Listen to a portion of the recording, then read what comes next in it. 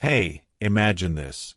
One man, 25 hours, and a mission to take down a president, all on the Senate floor. Welcome to Story-Driven English, where we're diving into the wild tale of Senator Cory Booker's record-smashing filibuster against Donald Trump in 2025. Here's the hook. By the end of this video, you'll find out how he out-talked history, why I, a die-hard Trump fan, think it's all a big, hilarious fuss, and the one crazy trick he used to keep going without collapsing. Trust me, you won't believe what happens when politics meets endurance, and you won't want to miss a second.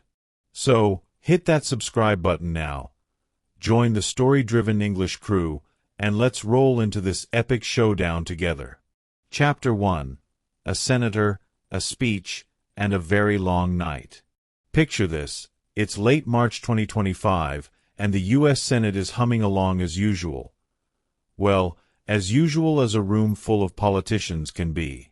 Then, out of the blue, Senator Cory Booker from New Jersey, a Democrat with a flair for the dramatic, and a former presidential hopeful no less, decides it's time to make history.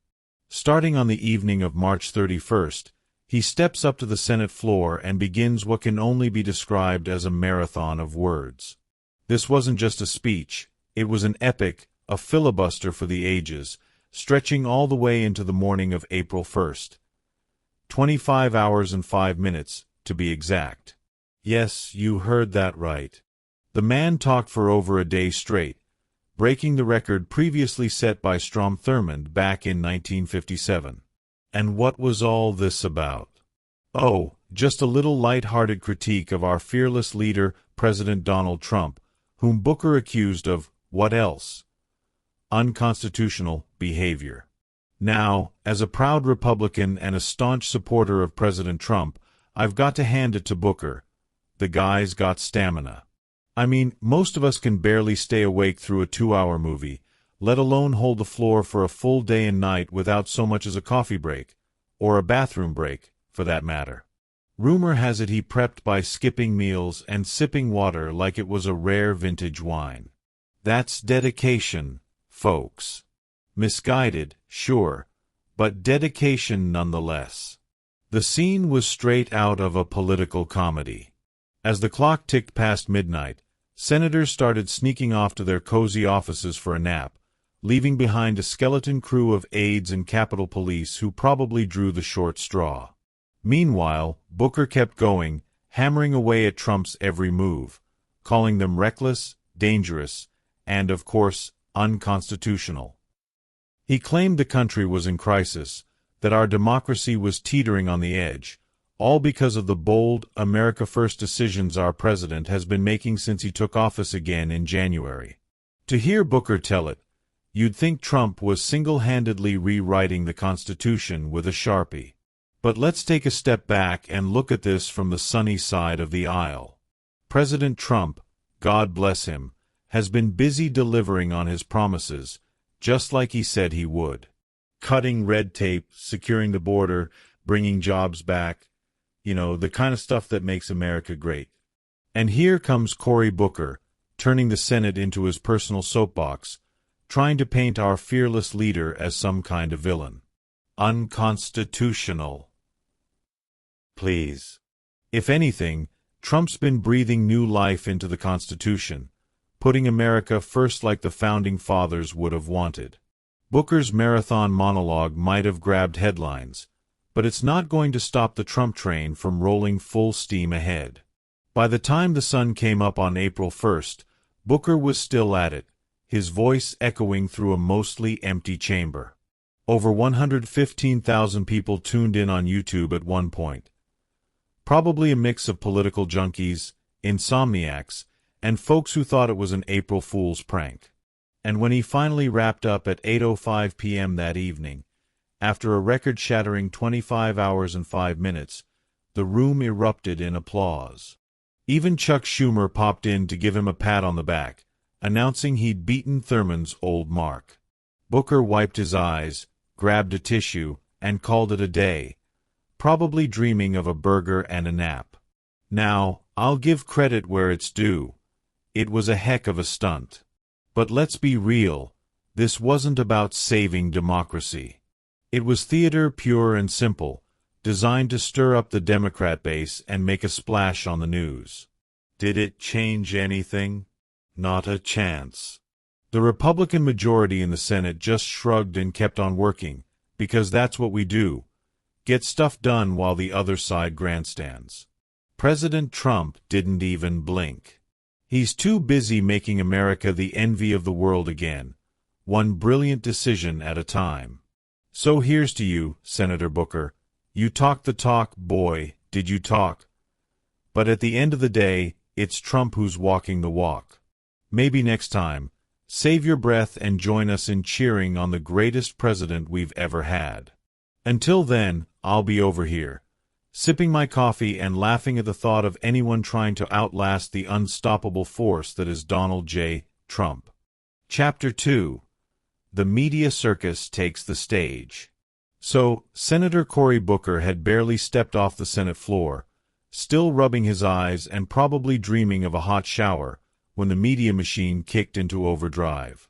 By the afternoon of April 1, 2025, headlines were popping up faster than popcorn at a Trump rally. From Al Jazeera to PBS NewsHour, AP News to The Guardian, even Sky News and the NZ Herald, everyone wanted a piece of the action. And what was the big hook? You guessed it, record-breaking speech. They couldn't stop gushing about how Booker's 25-hour and 5-minute filibuster had smashed Strom Thurmond's old mark from 1957. It was like the media had found their new Olympic champion, only instead of gold medals, Booker was handing out sound bites. The coverage was wall-to-wall. YouTube streams racked up views, with headlines screaming "Marathon Speech" and "Booker's Anti-Trump Filibuster." CBS News called it historic, NJ Spotlight News dubbed it a protest for the ages, and The Independent went with Booker breaks record in Trump takedown. Even the Economic Times, which usually sticks to stocks and bonds, couldn't resist jumping in with Senator's stamina stuns D.C. It was the kind of frenzy that makes you wonder if these outlets were secretly competing for the most dramatic headline. My personal favorite. Star advertisers, Booker talks, till he drops, Trump still standing. Okay, I might have tweaked that one in my head, but you get the gist. Now, as a red-blooded Republican who'd follow President Trump to the ends of the earth, I couldn't help but chuckle at the circus. Sure, the media lapped up the record-breaking angle, because who doesn't love a good trivia fact? But they also zeroed in on Booker's main gripe, Trump's so-called unconstitutional moves. Every other article tossed around phrases like anti-Trump rally or defending democracy, painting Booker as some caped crusader swooping in to save America from the big, bad MAGA agenda. Al Arabiya called it a bold stand, while YY.org waxed poetic about a voice that wouldn't quit. It was enough to make you roll your eyes so hard you'd see last week. But here's the thing. While the liberal media was busy handing Booker a megaphone, they missed the real story. President Trump, our fearless, golden-haired leader, didn't even flinch. The man's out there signing executive orders, shaking up the swamp, and making America the powerhouse it's meant to be, and all the press can talk about is one guy who wouldn't stop talking? Please. If anything, this wall-to-wall coverage just proved how unstoppable Trump is. Booker could talk for 25 hours or 25 days. It wouldn't change the fact that the American people chose Trump, and he's delivering. The media might have been dazzled by the senator's stamina, but out here in the real world, we're too busy cheering on the greatest president in history to care. Of course, the coverage wasn't all bad. I'll admit, it was kind of fun watching the talking heads trip over themselves to sound profound. OPB ran a segment called The Filibuster Heard Round the World, which sounded more like a superhero movie than a news report. And WGBH had some pundit on saying, "This is a wake-up call for democracy." To which I say, buddy, the only wake-up call here is for whoever's making your coffee, because Trump's got this covered. The whole thing was a spectacle, A 24-hour news cycle dream come true, and it sucked in everyone from political nerds to folks who just wanted to see if Booker would pass out mid-sentence. In the end, though, all the headlines and hot takes didn't move the needle. The Senate kept chugging along, the Republican majority kept winning, and President Trump kept being the rock star we all know he is. Booker's big moment might have lit up the airwaves, but it's just noise in the grand scheme of things. The media can call it historic all they want. Out here, we're too busy making history with Trump to notice. So let them talk. Let them write their fancy headlines.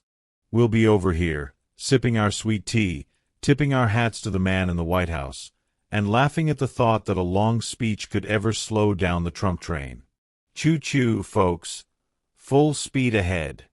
Chapter 3, Booker's Beef. What's got him so worked up? Now, let's get to the meat of the matter. What exactly had Senator Cory Booker so fired up that he turned the Senate floor into his personal endurance test? As the cameras rolled and the headlines blared, Booker laid out his laundry list of gripes against President Trump, and boy, did he have some doozies. Picture him up there, voice hoarse but eyes blazing, waving a voter's letter like it was the Declaration of Independence, all while the clock ticked past the 24-hour mark. It was a performance for the ages, but as a die-hard Trump fan, I couldn't help but see it as a comedy of errors. First up on Booker's hit list, the bold, brilliant cuts to the federal bureaucracy. Specifically, he zeroed in on the Social Security Administration, where staff numbers have been trimmed under the watchful eye of none other than Elon Musk. Yes, that Elon Musk, Trump's right-hand man in the shiny new Department of Government Efficiency. Booker wailed about how these cuts were leaving vulnerable communities and sweet old grandmas out in the cold. Think of the elderly, he cried, probably imagining a dystopia where seniors are left to fend for themselves with nothing but a cane and a can of soup. But let's be real, Trump and Musk aren't out to ruin bingo night. They're streamlining a bloated system, cutting the fat so taxpayers aren't footing the bill for inefficiency. It's common sense, Republican style, less government, more freedom. Booker might see it as a tragedy, but I see it as a win for America. Then came the wild card, Trump's off-the-cuff musings about annexing Greenland and Canada.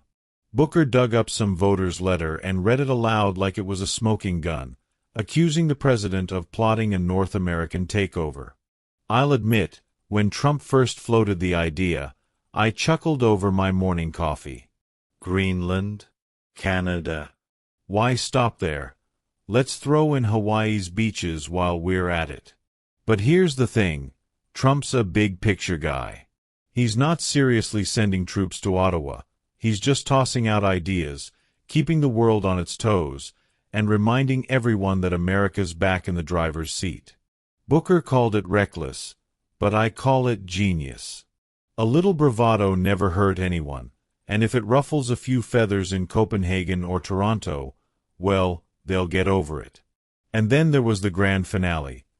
Booker's sweeping claim that Trump's administration is a reckless assault on our institutions, showing utter disregard for the rule of law, the Constitution, and the needs of the American people. Oof. Heavy stuff. He went on about how, in just 71 days, Trump had somehow endangered our safety, financial stability, and democracy itself. Really, Senator? 71 days of making America great again, and you're acting like the sky's falling? From where I'm sitting, those 71 days have been a masterclass in leadership. Border security tightened, jobs roaring back, and the swamp starting to drain. If that's an assault, then sign me up for the next one. Booker's big speech might have had the liberal crowd nodding along, but to a Trump-loving patriot like me, it was a lot of hot air. The Social Security cuts? Smart governance, not a horror story. The Greenland-Canada chatter? A bold flex, not a crisis. And the attack on democracy? Please, that's just sour grapes from a party that can't handle losing. President Trump's out there doing what he does best, shaking things up, keeping his promises, and putting America first. Elon Musk's involvement? That's just the cherry on top. Proof that Trump's surrounding himself with the brightest minds to get the job done. So while Booker was up there clutching his pearls and preaching doom, the rest of us were just living our lives, cheering on a president who's got the guts to make tough calls. The senator might have thought he was striking a blow for justice, but all he did was give us a good laugh, and maybe a new personal record to brag about at the next Democrat fundraiser. Meanwhile, Trump's steering the ship, full speed ahead, and no amount of filibustering is going to change that. Sorry, Cory. Better luck next time. Chapter 4. Booker's Constitutional Cliffhanger. By now, Senator Cory Booker was deep into his filibuster, and he wasn't just throwing shade at President Trump. He was pulling out the big guns, the U.S. Constitution itself. Picture him up there, clutching a pocket-sized copy like it was his security blanket, waving it around as he accused our fearless leader of trampling all over America's sacred rulebook. It was high drama, folks, and as a Trump-loving Republican, I couldn't help but lean back with a grin, ready to watch this constitutional comedy unfold. First up, Booker zeroed in on the Fifth Amendment. You know, the one about due process, where no person shall be deprived of life, liberty, or property without due process of law. He claimed Trump's crackdown on illegal immigration, including detaining foreign students and border crossers, was shredding this hallowed principle. The president is making people disappear, he thundered, probably imagining some Hollywood thriller where folks vanish into thin air. I'll give him points for flair, but let's get real. Trump's not running a secret dungeon. He's enforcing the law, securing our borders, and keeping America safe, something the Founding Fathers would have cheered for, not cried over. Due process? Sure, it's there, but so is the president's duty to protect the nation. Booker might have seen a scandal. I see a man doing his job. Then he pivoted to Article 1, the part that gives Congress the power of the purse. Holding that little Constitution aloft, Booker bellowed, "This is the people's house. Article 1 is under attack." He was fuming about Trump's budget moves, like setting up Elon Musk's Department of Government Efficiency to trim the fat. To hear Booker tell it, you'd think Trump was storming Capitol Hill with a red pen, slashing Congress's checkbook. A looming constitutional crisis, he warned, his voice practically shaking the chandeliers. Oh, please. Trump's not attacking Congress. He's just making government work better, faster, and cheaper. If that's a crisis, then I say bring it on. Article 1's still standing tall. It's just got a little less pork to lug around.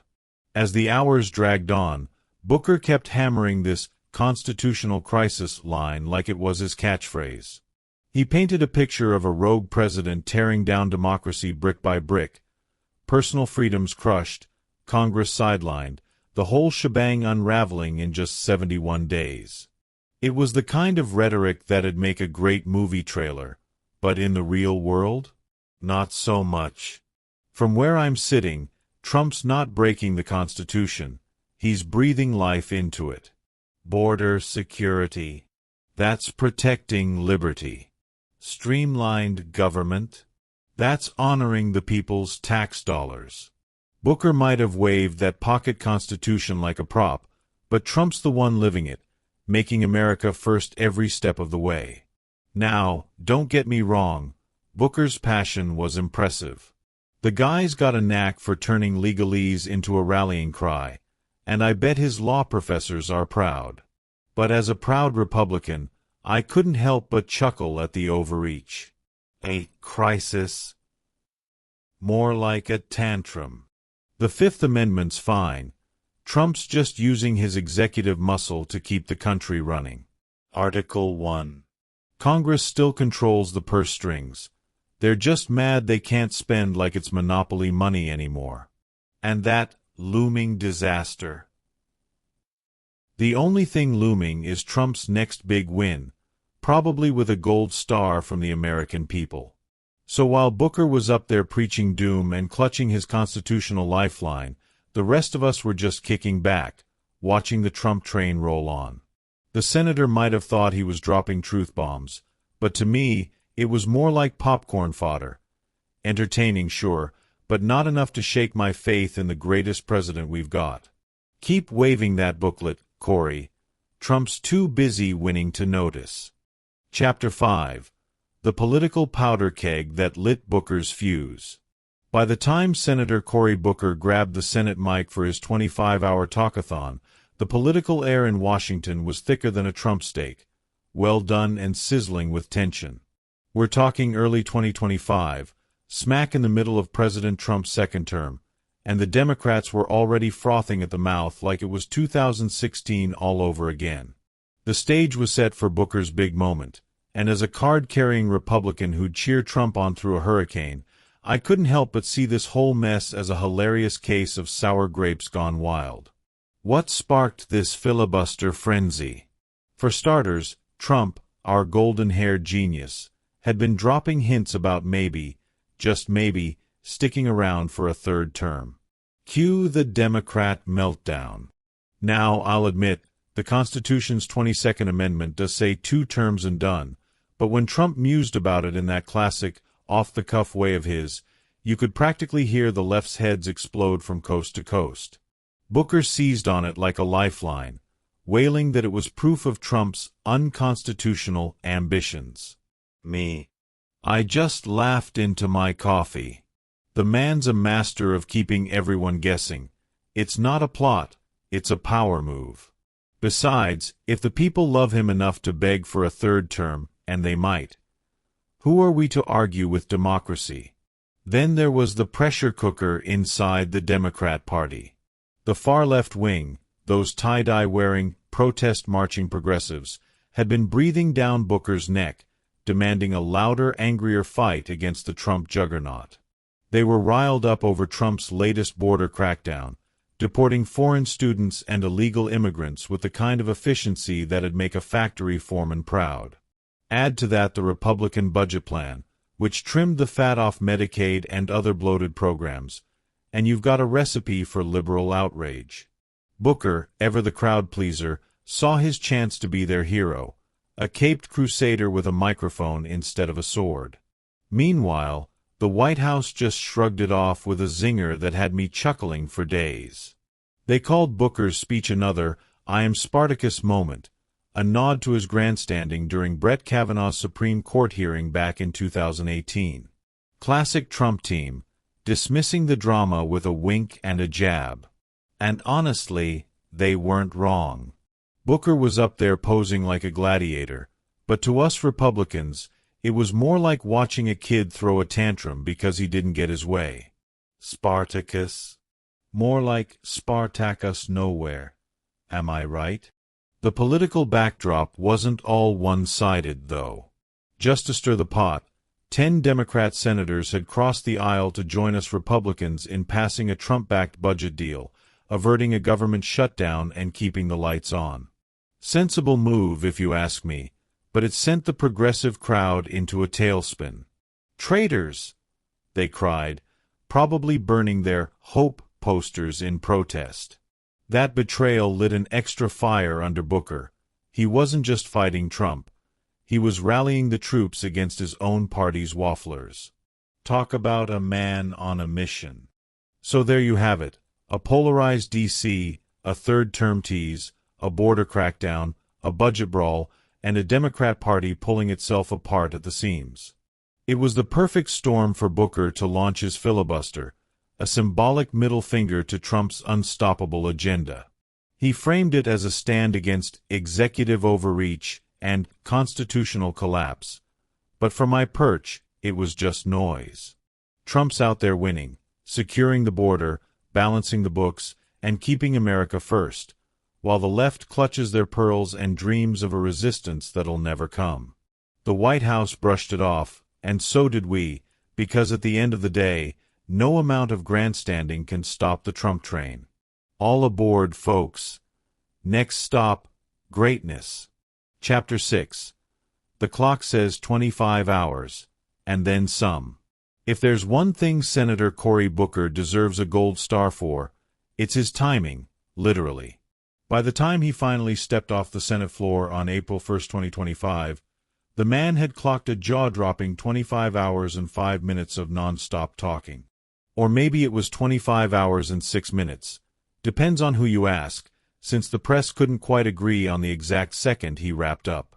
Either way, it was enough to smash the old record set by Strom Thurmond back in 1957, a feat that had the media buzzing like bees at a Trump rally. As a Republican who'd follow our president through fire, I had to tip my hat, just a little, to Booker's sheer grit, even if I thought his message was a load of hot air. The number itself became the star of the show, 25 hours and change. That's longer than a Lord of the Rings marathon with all the extended cuts. It wasn't just a speech, it was a test of human endurance. Booker later spilled the beans on his prep, fasting beforehand and skipping water like he was training for a desert trek. I mean, props to the guy. I can barely skip a snack without whining, let alone hold the floor for a full day plus without so much as a sip. He'd pause now and then to field questions from his fellow senators, but otherwise, it was all Booker, all the time, railing against Trump with the stamina of a marathon runner on a mission. Now, the symbolism wasn't lost on anyone. Beating Thurmond's record, a segregationist who'd filibustered civil rights, while blasting Trump for damaging democracy, gave Booker's stunt an extra layer of gravitas. The left ate it up, calling it a poetic stand against injustice, past and present. I saw it more as a quirky footnote.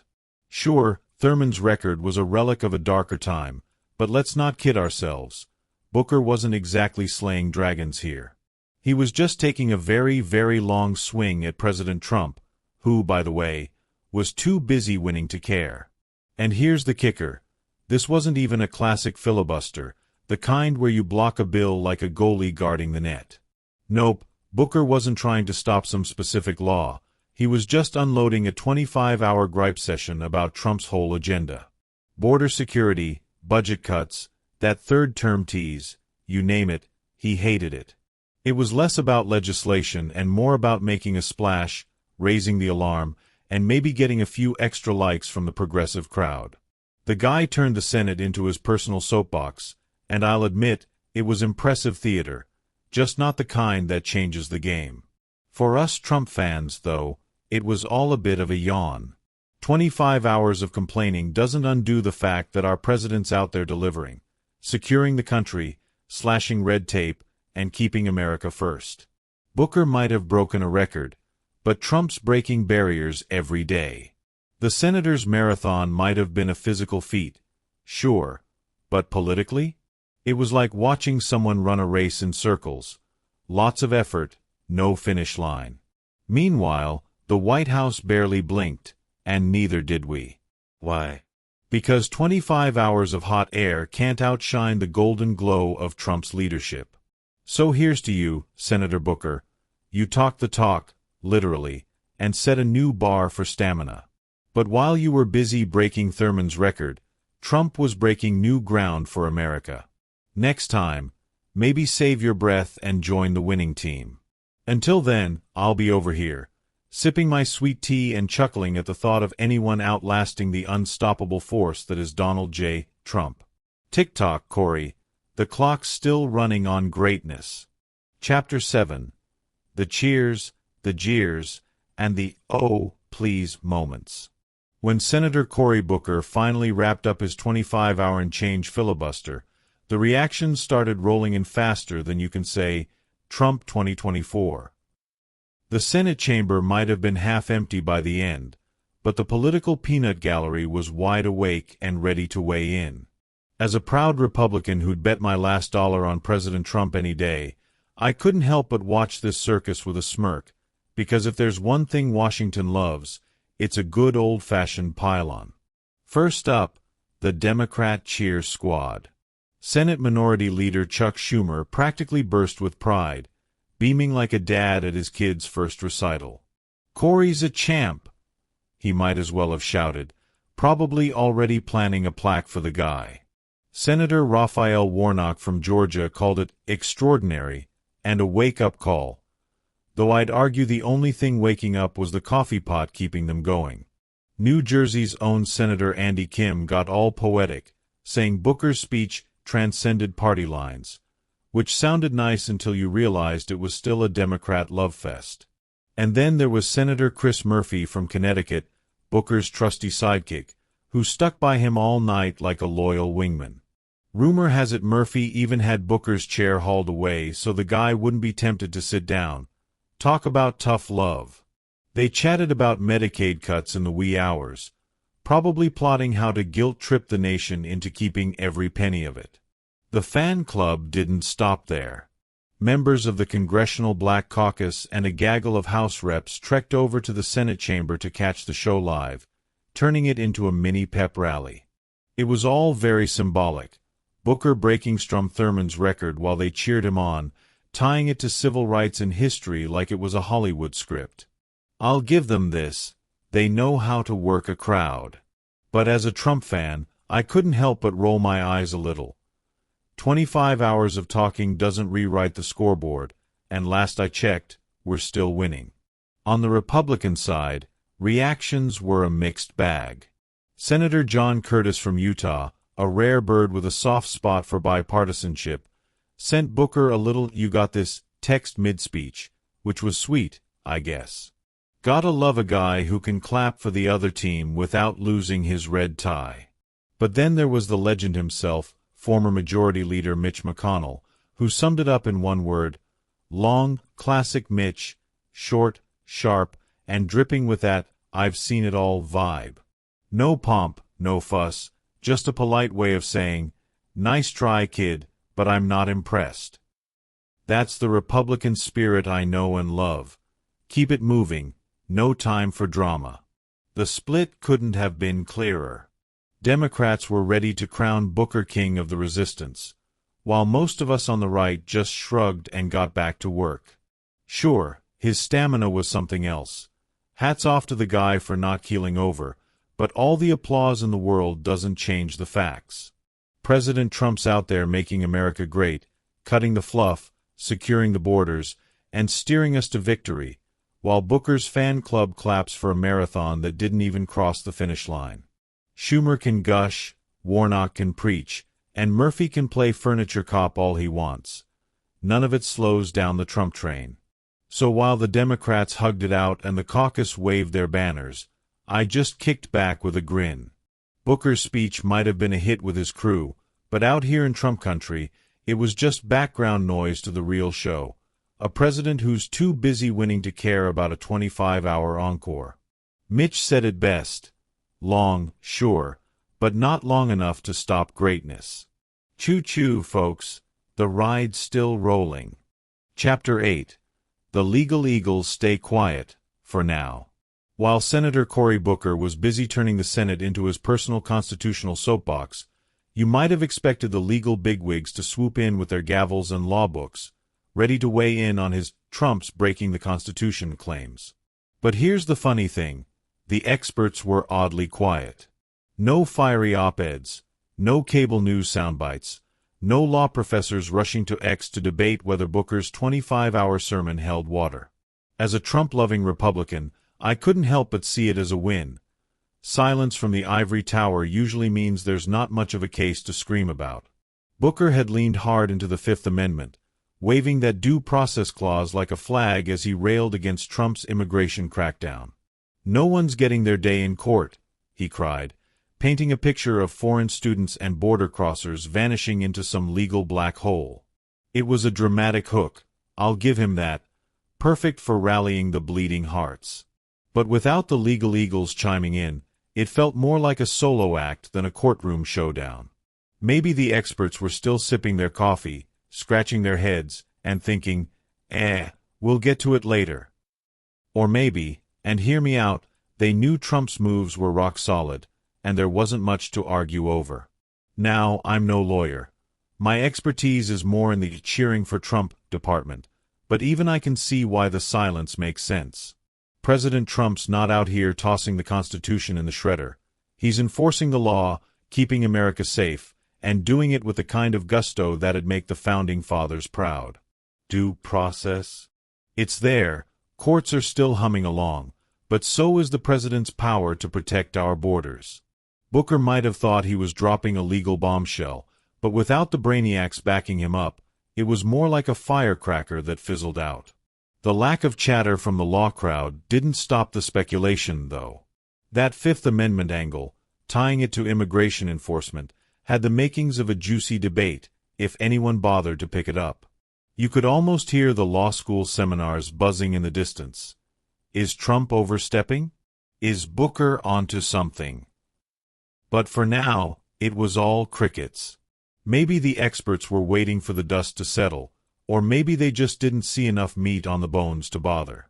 Either way, it left Booker's big constitutional swing hanging in the air, unanswered and untested. From my perch, it was just another reason to shrug and smile. No legal pile-on. No problem. President Trump's too busy winning, securing the country, streamlining the government, and keeping the MAGA train on track to sweat a little filibuster flex. Booker might have hoped for a chorus of "You're right" from the law profs, but the quiet told a different story. Maybe there's nothing to see here, folks. So while the senator clutched his pocket constitution and preached, I just kicked back, tipped my hat to Trump, and figured the experts would catch up when they're ready. Until then, it's full speed ahead. Legal or not, we're on the winning side. Chapter 9. The crowd goes wild. Well, some of it. If Senator Cory Booker's 25-hour filibuster was a movie, it'd be a blockbuster, at least for the popcorn-munching, screen-scrolling masses. By the time he hit his stride, the whole country seemed to be tuning in. YouTube streams were lighting up like a Christmas tree, TikTok was buzzing with clips, and at one point, over 115,000 people were watching live. Probably a mix of political junkies, night owls, and folks who thought it was an April Fool's gag.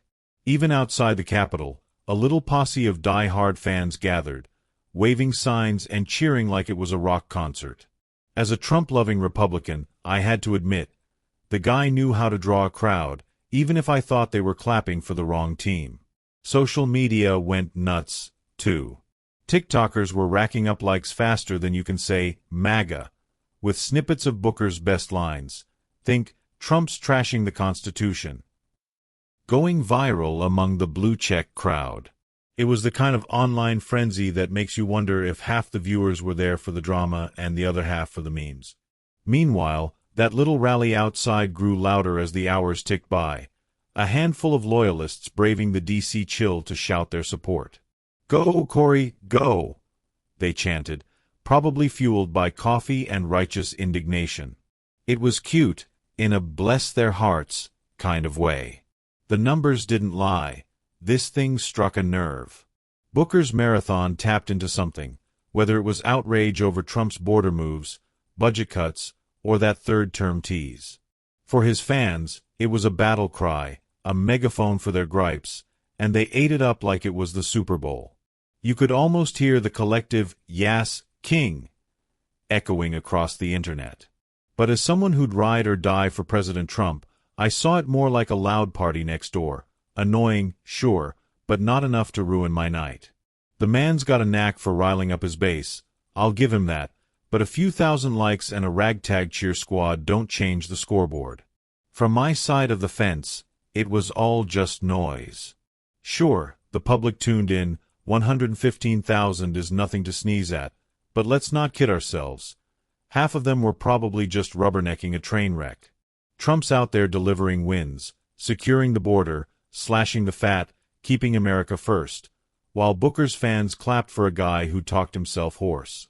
The media hyped it, the internet buzzed, and the Capitol steps got a little livelier, but at the end of the day, it's just a blip.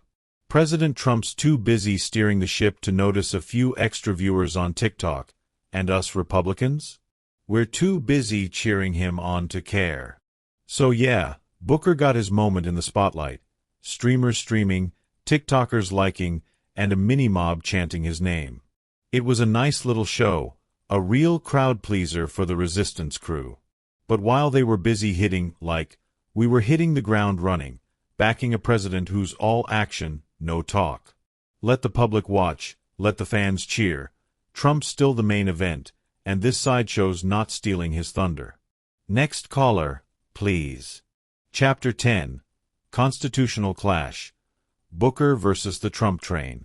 By now, Senator Cory Booker's 25-hour filibuster had turned into a full-on constitutional showdown, or at least, that's how he saw it.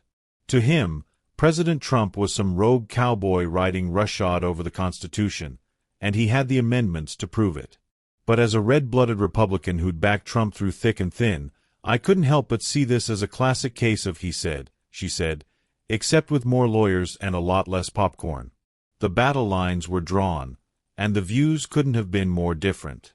Booker's big beef? He claimed Trump's moves, like trimming the Social Security Administration, cracking down on illegal immigrants, and tossing out wild ideas about annexing Greenland and Canada, were unconstitutional with a capital U. He leaned hard on the Fifth Amendment, crying foul over due process for detained students and border crossers, and pointed to Article 1, insisting Trump was stomping all over Congress's budget powers. The people's rights are under attack, he bellowed, probably imagining himself as a modern-day Patrick Henry. It was a fiery script, and he had plenty of pals in the Democrat camp nodding along.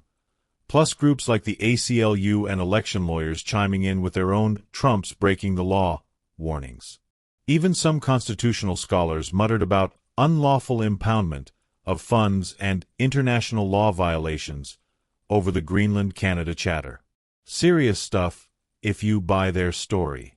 But then there's the flip side, our side. The White House brushed it off like lint on a suit, calling Booker's marathon a cheap political stunt, another Spartacus moment, they quipped, which had me chuckling into my coffee. Republican lawmakers jumped in too, swearing up and down that Social Security's fine, Medicaid's safe, and all these cuts are just smart housekeeping, nothing to lose sleep over. Trump's team didn't just defend, they doubled down, arguing these policies are not only legal but downright necessary to keep America humming. Border security. That's the president's job. Budget trims? Congress still signs the checks, they're just lighter now. And that annexation talk? Pure Trump genius, big ideas to keep the world guessing, not a constitutional crisis. The contrast was starker than a red hat in a blue state. Booker and his crew, Democrats, the ACLU, and a handful of legal eggheads, saw a power-hungry executive shredding the rulebook. They had their charts and amendments, warning of due process violations and congressional overreach like it was the end of days. Meanwhile, Trump's camp, us proud Republicans, saw a leader doing what leaders do, making tough calls, protecting the nation, and shaking up the status quo. The Greenland thing? A bold flex, not a felony. Social Security staff cuts? Efficiency, not tyranny. To us, Booker's constitutional panic was just noise, Trump's playing by the rules, just with a sharper edge. Sure, there's a legal tussle brewing out there, court cases about immigration laws, debates over budget powers, maybe even a Greenland footnote in some law review someday. The ACLU's got its lawsuits, scholars have their papers, and Booker's got his megaphone. But from where I'm sitting, it's all a big, so what? President Trump's too busy winning, securing borders, slashing red tape, and keeping America first, to sweat a few naysayers with law degrees. Booker might have lined up his amendments like dominoes, but Trump's knocking him down with results. The White House says it's politics. We say it's progress. And while the eggheads argue, I'll be over here, tipping my hat to the man who's got this country roaring again. Case closed. Well, at least until the next filibuster. Chapter 11. Passing the torch, or the mic, from Thurmond to Booker. When Senator Cory Booker finally clocked out at 25 hours and 5 minutes, or 6, depending on who's counting, he didn't just set a personal best. He snatched a Senate record right out of history's dusty playbook. The old champ? None other than Senator Strom Thurmond, who'd held the title since 1957 with his 24-hour and 18-minute filibuster against the Civil Rights Act. Booker beat him by over an hour, a feat that had the press buzzing and the history buffs scribbling. As a Trump-loving Republican, I couldn't help but raise an eyebrow. Sure, it's a cool trivia tidbit, but does it really change the game? Let's rewind to Thurmond's big moment. Back in '57, the South Carolina senator, a segregationist with a capital S, stood on the Senate floor for a full day, trying to block a law that had helped tear down Jim Crow. He rambled, he read recipes, he even recited the phone book. Okay, maybe not that last one, but you get the vibe. It was a marathon of defiance, and it stuck as the longest speech in Senate history, until Booker came along. Fast forward to 2025, and here's Cory, a black senator from New Jersey, out talking Thurmond to blast President Trump's unconstitutional moves.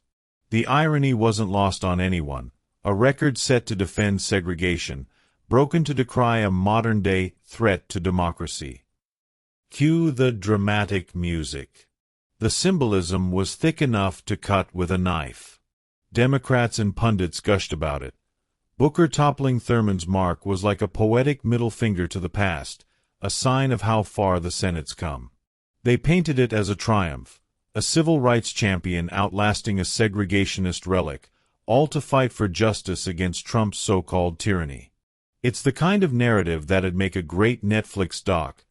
Tears, cheers, and a swelling soundtrack. And I'll give it to them, it's a neat story. Booker, with his pocket constitution and marathon mic, turned a dusty record into a shiny badge of resistance. But as a proud Trump fan, I saw it through a different lens. Sure, beating Thurmond's 24 hours and 18 minutes is impressive. Hats off to Booker's lungs and willpower. But let's not get carried away with the heroics. Thurmond's filibuster was a specific play to stop a bill. Booker's was more of a loud, long rant against Trump's whole vibe, border security, budget cuts, you name it.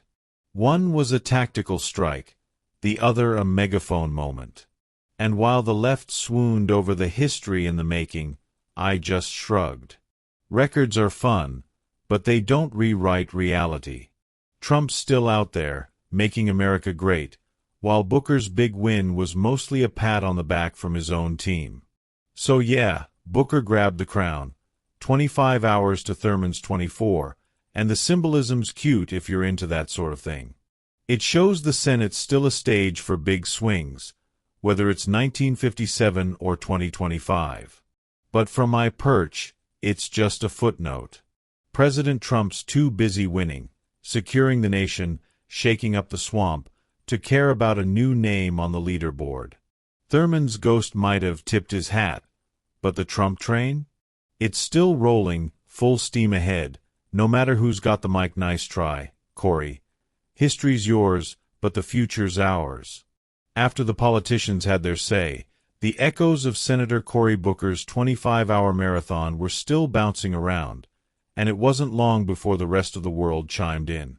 The Democrats in the Senate might have been ready to crown Cory the king of stamina, but out here in the real America, where folks like me, a Trump-loving Republican, keep the faith, the reaction was a bit more mixed, shall we say.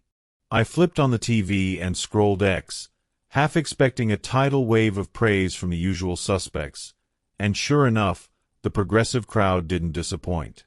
Heroic, they gushed. A stand for democracy. I snorted into my coffee. 25 hours of whining doesn't make you a hero.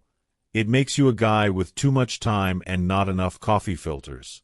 The liberal talking heads on cable news were practically tripping over themselves to canonize Booker. CNN ran a loop of his chairless endurance act, with pundits cooing about his sacrifice. MSNBC had some professor-type droning on about how outlasting Strom Thurmond was a triumph over history. Meanwhile, over on X, the Blue Check Brigade was in full meltdown mode, tweets about Trump's tyranny and Booker's bravery popping up like dandelions in spring. One guy even called it the speech that saved America. Saved America? Please, I'd say Trump's been doing that just fine since day one. No filibuster required. But it wasn't all applause. Down in the heartland, where folks wear red hats and know a good deal when they see one, the vibe was more, get back to work.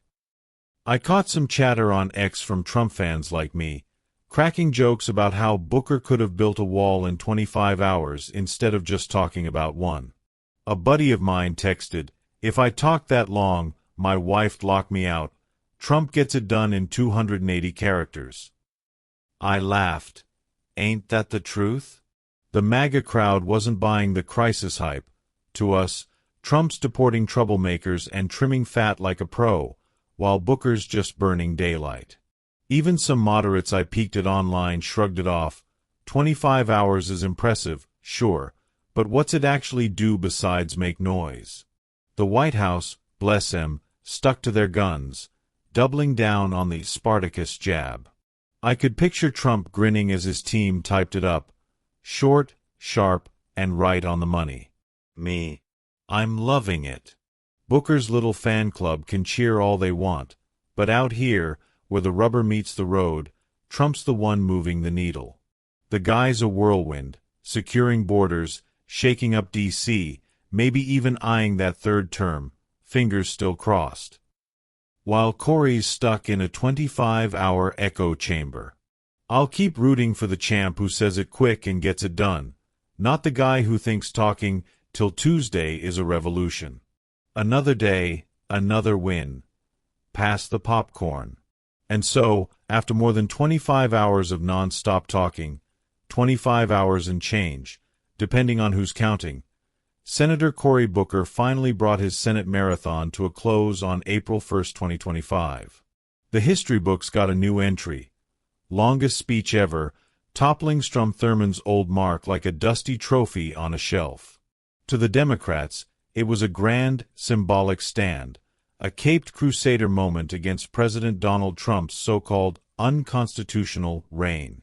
Booker threw everything at the wall. Cuts to the Social Security Administration, thanks Elon. Wild talk of annexing Greenland and Canada, and big, scary claims about attacking institutions and thumbing his nose at the rule of law. He waved the Fifth Amendment like a flag, crying due process for immigrants, and clutched Article 1 to defend Congress's piggy bank, all while warning of a constitutional crisis like a doomsday prophet with a megaphone. The political backdrop? Trump's second term, barely 3 months in, with the left losing their minds over whispers of a third, please, oh please. The progressive wing was practically shoving Booker out there, begging for a fight, and he delivered 25 hours of pure, unfiltered resistance. The Dems cheered like he'd just won the Super Bowl. Chuck Schumer beaming, Raphael Warnock waxing poetic, while the White House brushed it off as another Spartacus rerun. Out in the wild, the public tuned in droves online, X lit up with takes hot and cold, and the MAGA crowd, myself included, just shrugged. Nice try, Cory, but Trump's still the champ. Booker even prepped like a prizefighter, fasting, ditching water, chatting with colleagues mid-speech, proving he's got grit, if nothing else. From my cozy corner, a proud Republican who'd back Trump if he decided to wrestle the sun, I can't help but see this whole circus as a big, loud footnote. Sure, it's a milestone. 25 hours is no picnic, and out-talking a segregationist like Thurmond's got a certain zing. But a significant political and constitutional event. That's where I draw the line, chuckling into my MAGA mug. Booker's filibuster was a fireworks show, dazzling, noisy, and gone by morning. Trump's out there, cutting waste, securing borders, dreaming big, Greenland syrup anyone. And running the show like the boss he is, third term or not, he's got my vote. The left can clutch their constitutions and cry, crisis, all they want. I see a president keeping America first, one bold move at a time. So, as the dust settles and Booker's voice recovers, what's the takeaway? A record broken, a party rallied, and a whole lot of hot air spent. The Democrats got their moment, the headlines got their clicks, and the tension between red and blue keeps simmering. Business as usual in D.C. me? I'm just kicking back, tipping my hat to Trump, the guy who doesn't need 25 hours to make history. He does it every day, 280 characters at a time. Another win in the books, and I'm here for it. Pass the popcorn, and let's keep this train rolling. And that's a wrap on Senator Cory Booker's 25-hour talkathon, a wild ride of politics, passion, and a whole lot of hot air. Whether you're Team Trump like me, cheering for the man who runs the show in 280 characters, or just here for the popcorn-worthy drama, we hope this story kept you hooked. Loved it? Smash that like button harder than Trump smashes the swamp. Share it with your crew. Let's get this tale spreading faster than Booker's filibuster rumors. Drop a comment below. Tell us your take, your fave moment, or if you'd last 25 hours without coffee. Spoiler, I wouldn't. And hey, if you're not subscribed to Story-Driven English yet, what are you waiting for? Hit that red button and join the party. More epic tales, witty twists, and English vibes are coming your way. Let's keep the story train rolling. See you in the next one.